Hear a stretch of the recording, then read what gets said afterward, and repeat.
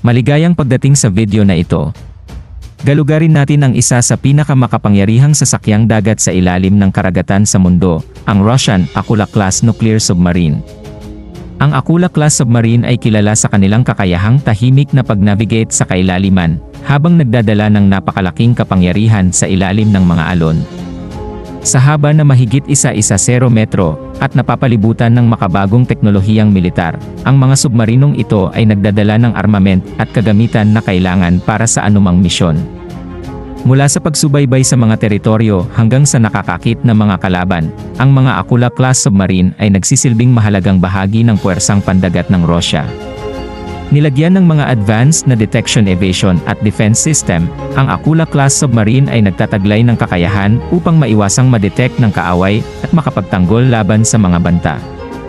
Bilang bahagi ng nuclear triad ng Russia, ang Akula-class submarine ay nagpapakita ng kakayahan ng bansa na pahusayin ang seguridad at depensa sa isang pandaigdigang saklaw. Maaaring umiral ang ilang kalituhan dahil ang pangalang Akula na nangangahulugang pating sa Russian ay ginamit ng mga Soviet para sa ibang klase ng mga submarino, ang Project 941 na kilala sa kanluran bilang Typhoon class.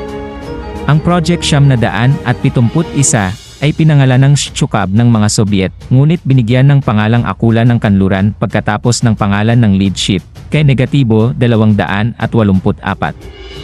Ayon sa defense analyst na si Norman Polmar, ang paglulunsad ng unang submarino noong 1985 ay nakapagpayanig sa ang lahat ng mga kanluranin dahil hindi inaasahan ng Western intelligence agencies na gagawa ng naturang sandata ang Unyong Soviet sa loob ng isa pang 10 taon.